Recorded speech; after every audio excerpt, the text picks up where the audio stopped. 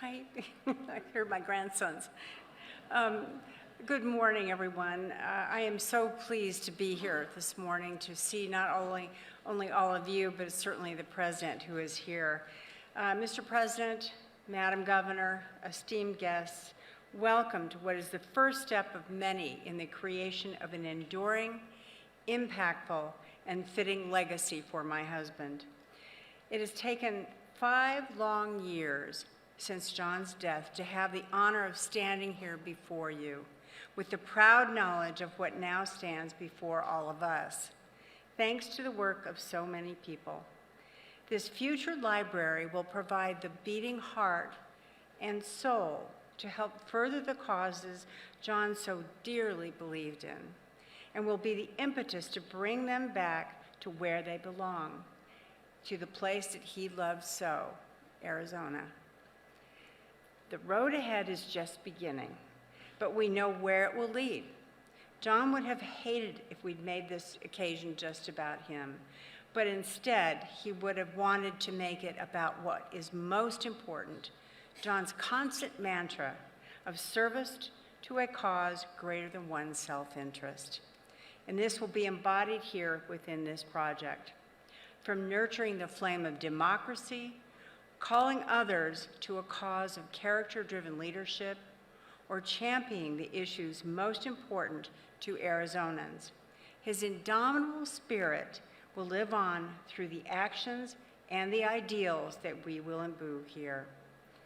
There is no more starkly manifest personification of these causes and how they bring us together than the fact that President Biden is here to get us underway. While John and he differed on many political issues through their respective careers, the great causes that brought them together and were most important to our nation are shared in this venture. It is my true hope that it will also serve as a motivation to inspire a new generation to take on the mantle of public service and to fight for the worthy causes they believe in, just as John did. We would not be capable of this great undertaking without the efforts of countless friends and advocates. I cannot thank those who have brought us here today. To name a few, of course, the McCain family, Governor Ducey, Governor Hobbs, and of course, President Biden. From the bottom of my heart, thank you. And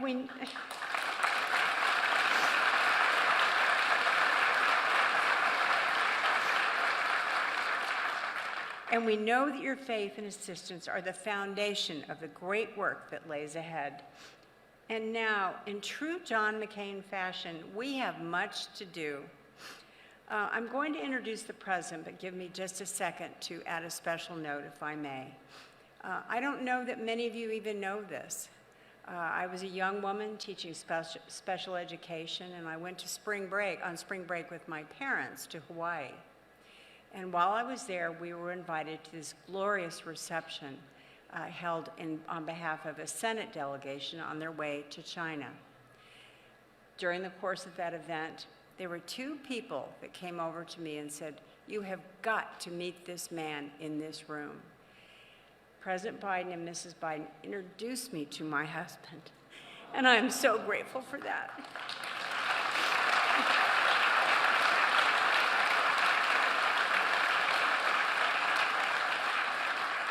It is my sincere honor to introduce to you President Joe Biden.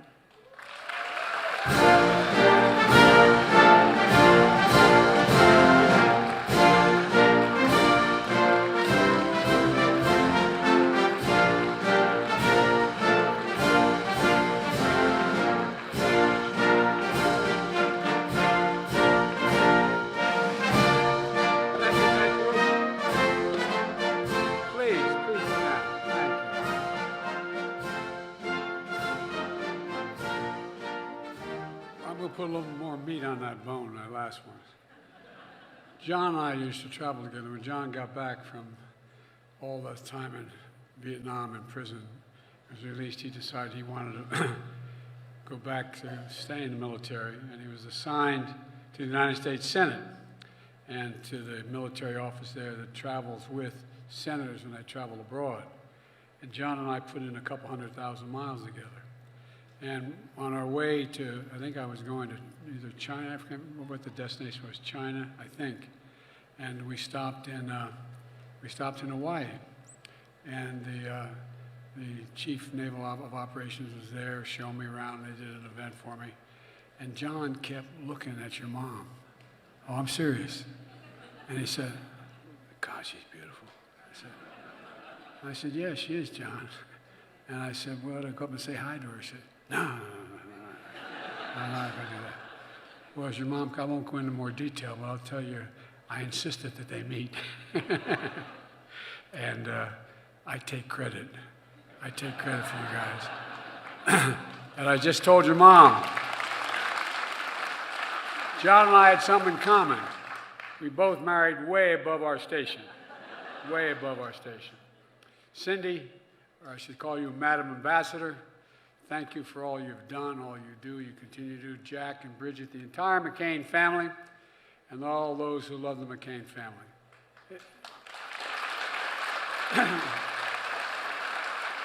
Oh, I didn't see you all up there. Whoa! Don't jump, don't jump. Well, I tell you what, it's an honor to be with you. It's a genuine honor. Governor Hobbs, you've done an incredible job. You've been a leader and defender of democracy, and you've always been available when I've called, and I hope I've been available when you called as well. Ladies and gentlemen, distinguished guests, in the end, John McCain thought about the beginning. 5 years ago, as John was dying from brain cancer, John wrote a farewell letter to the nation that he said that he served so well in both war and in peace. His words track back centuries to America's founding and then toward a triumphant future. Here's what John wrote, and I quote, "We are citizens of the world's greatest republic, a nation of ideals, not blood and soil. Americans never quit. They never hide from history. America makes history." And John was right. Every other nation in the world has been founded on either grouping by ethnicity, religion, background. We're the most unique nation in the world. We're founded on idea. The only major nation in the world founded on an idea that we are all created equal, endowed in the image of God, endowed by our Creator to be able to treat it equally throughout our lives. We've never fully lived up to that idea, but we've never walked away from it. But there's danger we're walking too far away from it now, the way we talk in this debate, in this country. Because a long line of patriots like John McCain kept it from ever becoming something other than what it is. I often think about our friendship of 40 years. The hammer and tong debates we'd have in the Senate. We'd argue, we're like two brothers. We'd argue like hell. I mean, really go at one another. Then we'd go to lunch together. No, not a joke. Or John would ride home with me. I mean, we travel the world together. And by the way, when he found this magnificent woman and got married, I'm the guy that convinced him to run in Arizona as a Republican. Bless me, Father. No, but you got to admit, Cindy, I did. I talked to him and I said, John, you can do this job. My only worry is you'll do it too well. But look, running on opposite sides of the nation's highest office when he was running for president and I was on the vice presidential ticket, we still remained friends. The conversation he had with my son, Bo, the Attorney General of the state of Delaware, a decorated major in the U.S. Army, was a guy who spent a year in Iraq, about serving in a war overseas, about the courage and battle against the same cancer. And that took John and my son. 2 weeks ago, I thought about John as I was standing in another part of the world, in Vietnam. I don't want to be, excuse me if it was an emotional trip.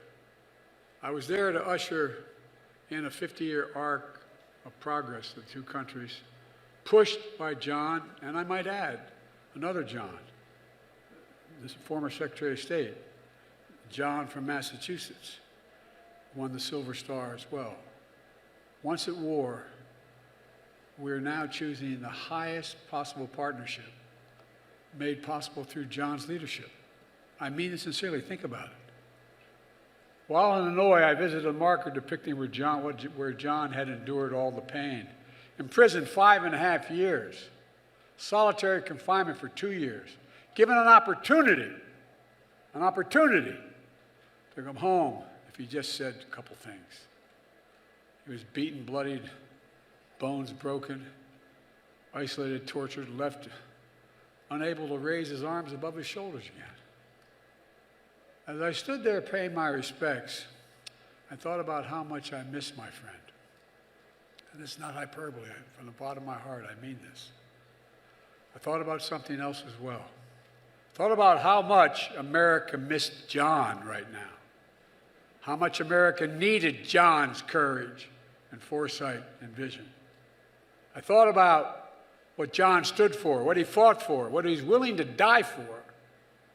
I thought about what we owed John, what I owed him, and what we owe each other. We owed each other as well, Americans as well.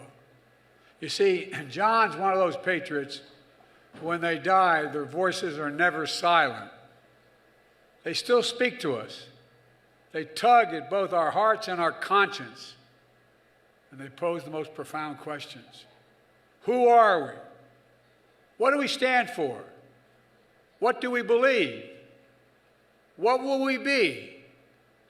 For John, it was country first. Sounds like a movie, but it's real with John. Honor, duty, decency, freedom, liberty, democracy. And now history has brought us to a new time of testing.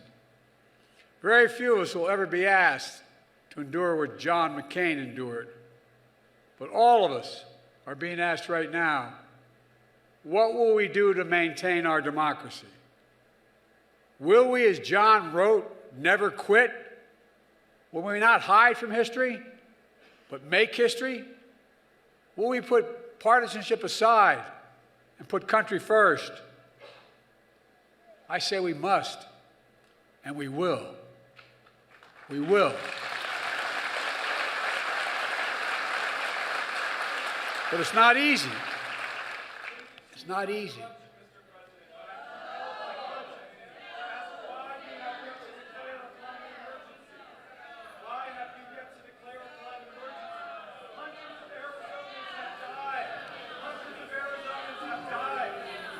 Why don't you wait after, hang on a second.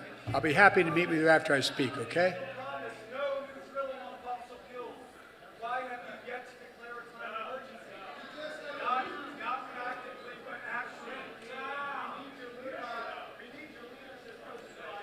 Well, I tell you what, if you shush up, I'll meet with you immediately after this, okay?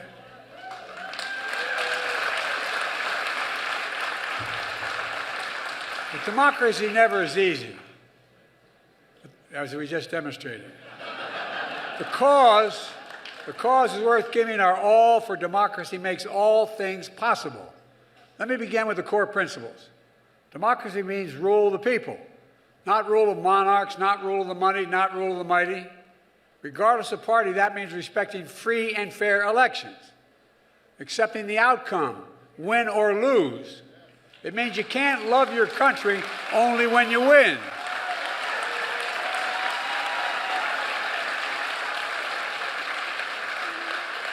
Democracy means rejecting and repudiating political violence. Regardless of party, such violence is never, never, never acceptable in America. It's undemocratic, and it must never be normalized to advance political power. And democracy means respecting the institutions that govern a free society.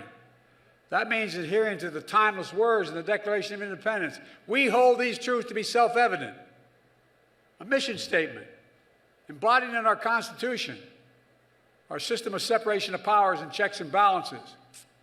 Our Constitution the bulwark to prevent the abuse of power, to ensure we, the people, move forward together under the law, rather than believing the only way is one way or no way at all. But our institutions and our democracy are not just of government. The institutions of democracy depend on the Constitution and our character, and the habits of our hearts and our minds. Institutions like the McCain Institute and the new McCain Library that will be built at Arizona State University with the funding from the American Rescue Plan, which I signed into law when I came to office.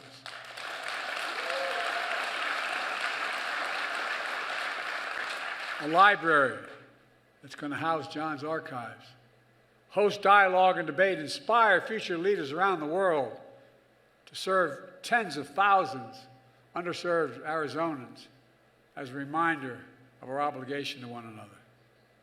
These principles of democracy are essential in a free society, but they have always been embattled.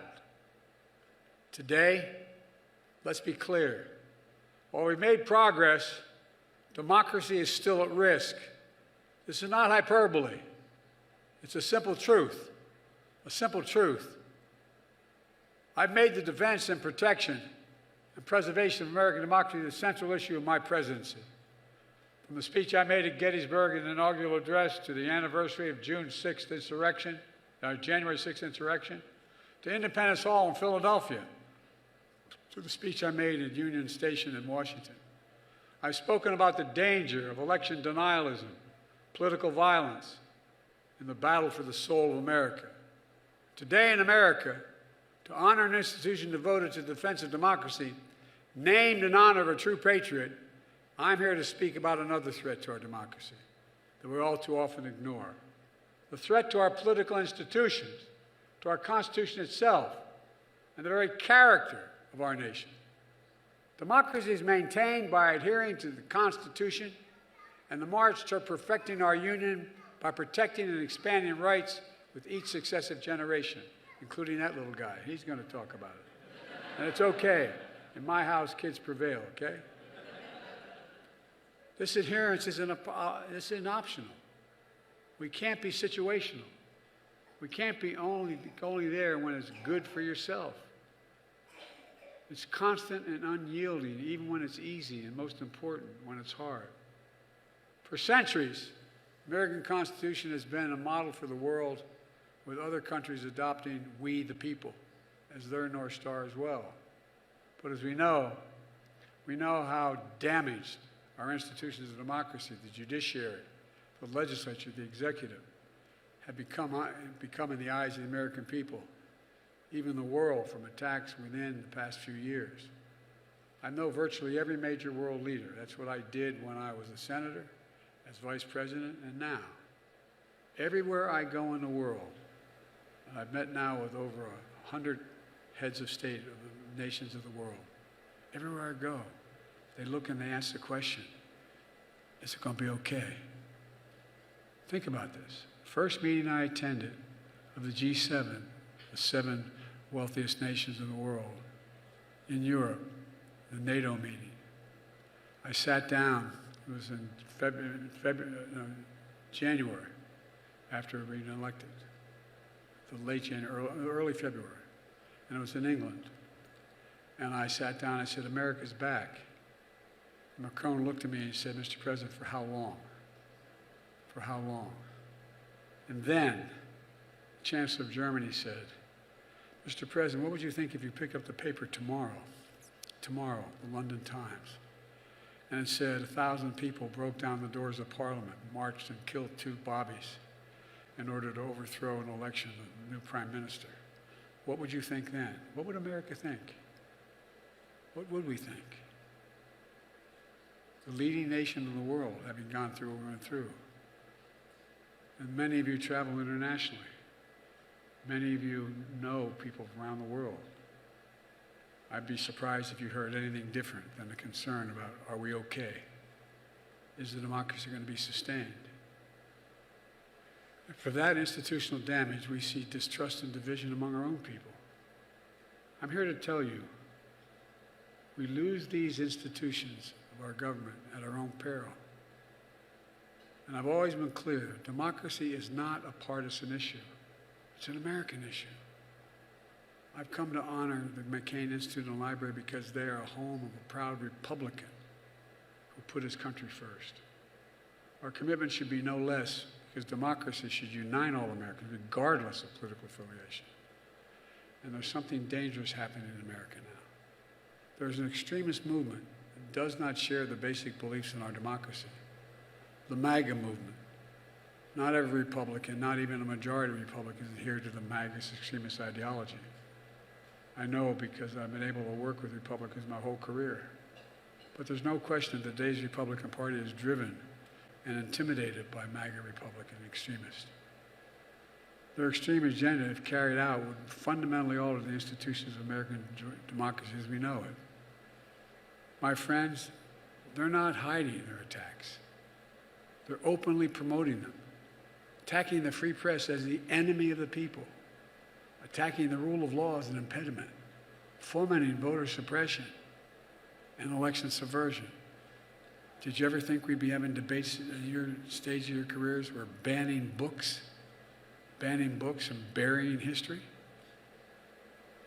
Extremists in Congress more determined to shut down the government, to burn the place down, than to let the people's business be done.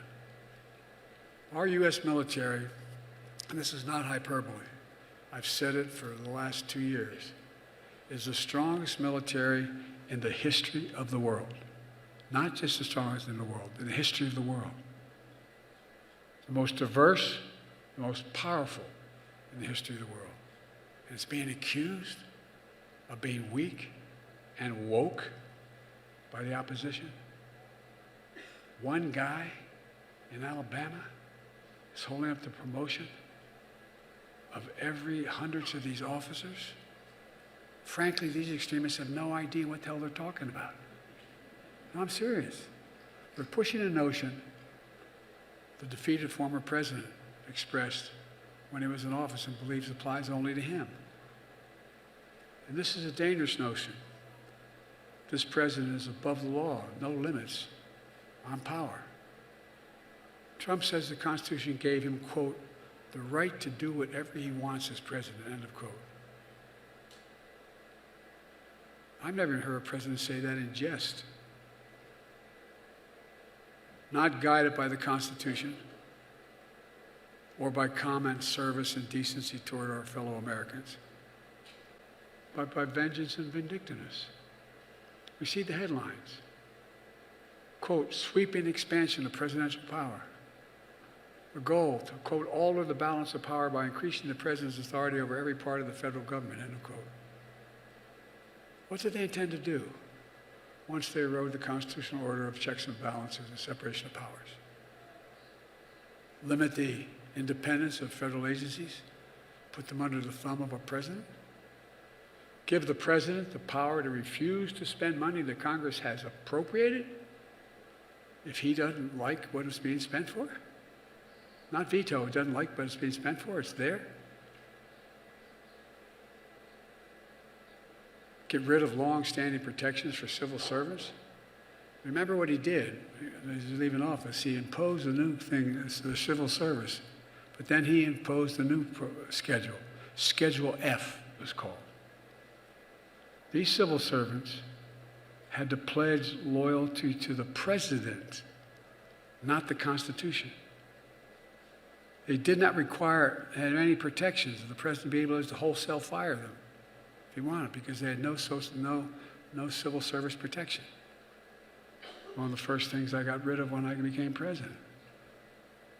Just consider these as actual quotes from MAGA, the MAGA movement. Quote, I am your retribution. Slitting throats of civil servants, replacing them with extreme political cronies. MAGA extremists proclaim support for law enforcement only to say, we, quote, we must destroy the FBI. It's not one person. It's a controlling element of the House Republican Party. Whitewash attacks of January 6th by calling the spearing and stomping of police quote, a legitimate political discourse.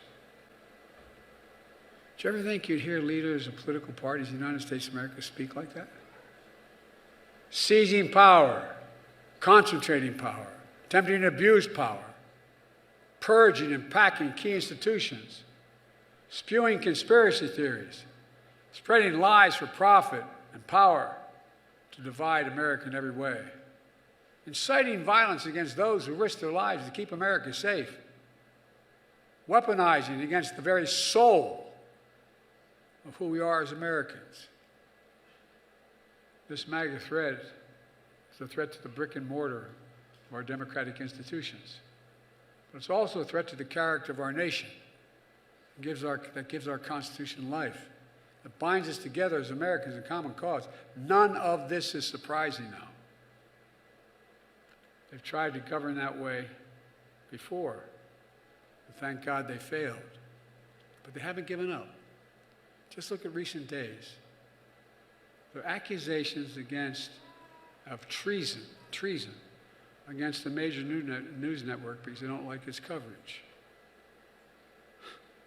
I don't know what the hell I'd say about Fox if that becomes the rule. But think about it. I'm joking, but think about it.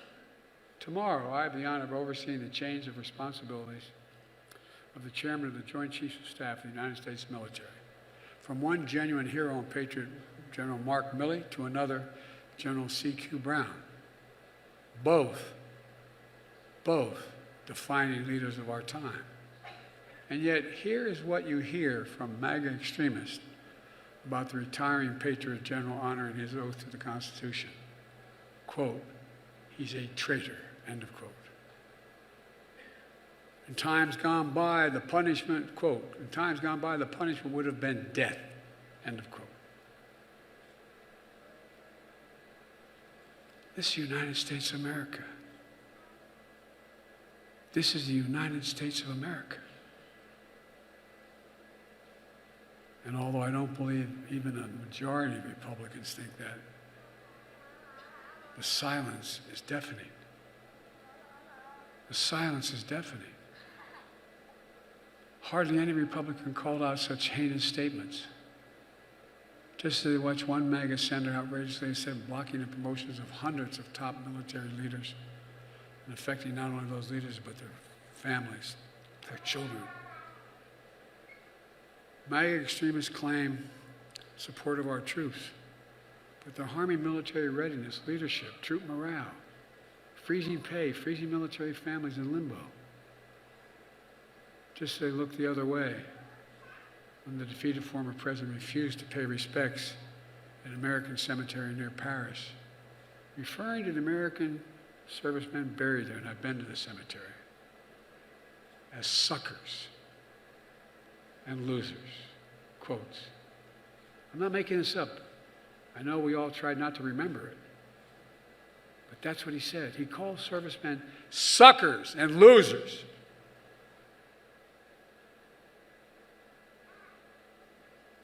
Was John a sucker? Was my son Bo, who lived next to a burn pit for a year, came home and died? Was he a sucker for volunteering to serve his country? The same guy who denigrates the heroism of John McCain. It's not only wrong, it's un-American. But it never changes. The MAGA extremists across the country have made it clear where they stand. So the challenge for the rest of America, for the majority of Americans, is to make clear where we stand. Do we still believe in the Constitution? Do we believe in the basic decency and respect? The whole country should honestly ask itself, and I mean it sincerely, what it wants and understand the threats to our democracy. I believe very strongly that the defining feature of our democracy is our Constitution. I believe in the separation of powers and checks and balances, that debate and disagreement do not lead to disunion. I believe in free and fair elections and a peaceful transfer of power. I believe there's no place in America, none, for political violence. We have to denounce hate, not embolden it. Across the aisle, across the country, I see fellow Americans, not mortal enemies. We're a great nation because we're good people who believe in honor, decency, and respect. I was able to get the infrastructure bill passed. It's over $1 trillion. The majority of it so far has gone to red states who didn't vote for me. Because I represent all of, no, I'm serious. I represent all Americans. Wherever the need is. And I believe every president should be a president for all Americans. To use the office of the President to unite the nation, uphold the duty to care for all Americans. I've tried my very best, and I'm sure I haven't met the test of all of you want me to meet. But tried my very best to meet the highest standards, whether you voted for me or not. Because that's the job. To deliver light, not heat. To make sure democracy delivers for everyone. To know we're a nation of unlimited possibilities, of wisdom and decency, a nation focused on the future. I've spent more time with Xi Jinping than any world leader has. 68 hours alone with just he and I and an interpreter. Traveled 17,000 miles with him here and in China. On the Tibetan plateau, he turned to me and he asked me, he said, "Can you define America for me?" And I was deadly earnest. I said, "Yes." In one word, possibilities. We in America believe anything's possible if we try it. Anything we do together, we can get done. We faced some tough times in recent years, and I'm proud of the progress we made as a country. But the real credit doesn't go to me and my administration for the progress.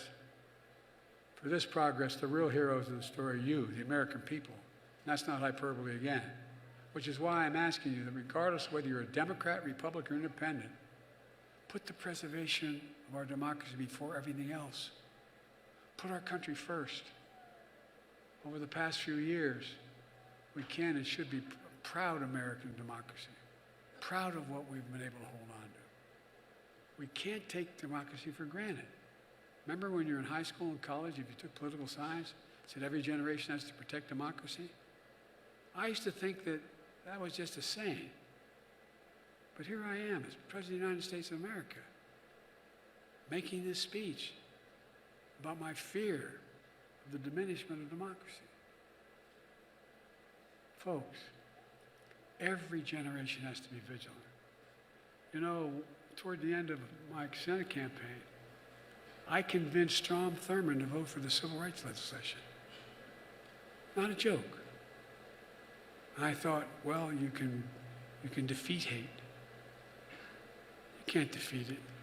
Just bury it. When someone comes along and lifts up the rock and breathes a little oxygen in there, it comes roaring back. It comes roaring back. We should all remember, democracies don't have to die at the end of a rifle. They can die when people are silent, when they fail to stand up or condemn the threats to democracy. When people are willing to give away that which is most precious to them because they feel frustrated, disillusioned, tired, alienated. I get it. I really do. I get it. For all its faults, though American democracy remains the best path forward to prosperity, possibilities, progress, fair play, equality. And democracy requires all of us and all the major parties. You matter. And again, I'm not just trying to be nice here. You matter. All of you in this auditorium. Because history and common sense tell us that we can change things by adhering to our Constitution and our institutions of democracy. Our task, our sacred task of our time, is to make sure that they change, not for the worse, but for the better. That democracy survives and thrives, not be smashed by a movement more interested in power than in principle. It's up to us, the American people. In my view, the more people vote, the more engaged the whole nation becomes, the stronger democracy will be. So the answer to the threats we face is engagement. It's not to sit in the sidelines. It's to build coalitions and community. To remind ourselves there's a clear majority of us who believe in our democracy and are ready to protect it. To the students here today, the young people across the country, you're the reason I'm so optimistic. I know I don't look it, but I've been doing this for a long time. But all kidding aside, I've never been more optimistic about America's chances in domestic and foreign policy as I am today. I really mean it. Because the young people, 100,000 students at this university and all across America, they are the most gifted, the most tolerant, the most talented, and the best educated generation in American history. And it's your generation, more than anyone else's, who will answer the questions, the legitimate questions the young man asked me a moment ago I'm going to meet with. Questions for America. Who are we? What do we stand for? What do we believe? Who will we be? It's not your burden alone, but your generation will not be ignored, will not be shunned, will not be silent. I've said it before. We're at an inflection point in our history. One of those moments that not only happens once every several generations, it happens once every 8 or 9 generations, where the decisions made in a short period of time we're in now are going to determine the course of this country and the world for the next 6 or 7 decades. So, you, me, every American who's committed to preserving our democracy and our constitutional protections, we carry a special responsibility.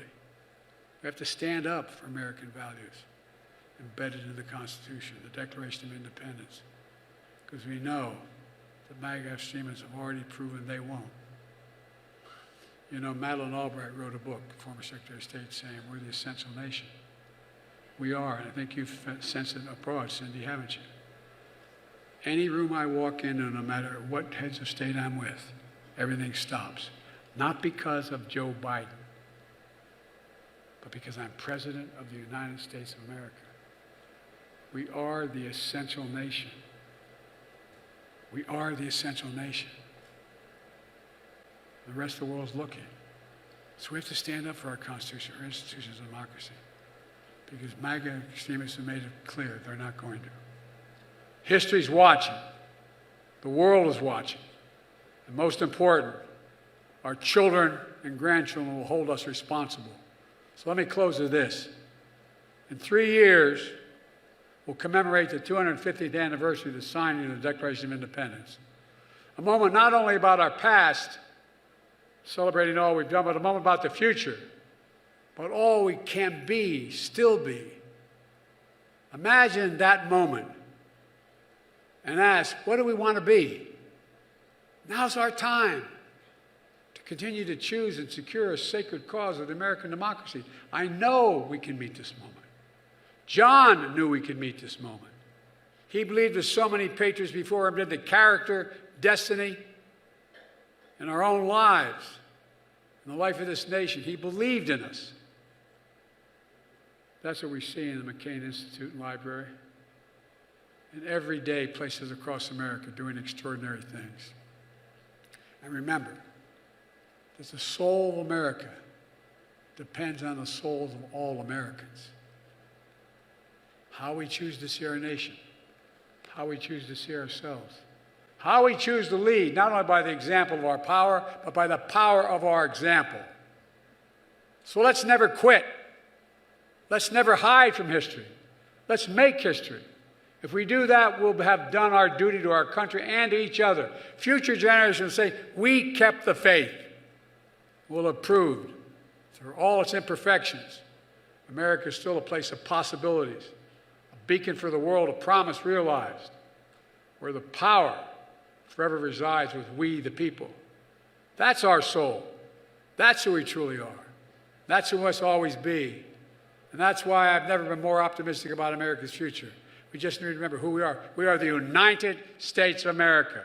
There is nothing beyond our capacity when we act together. Well, God bless you all. May God bless John McCain and his family, and may God protect our troops. Thank you.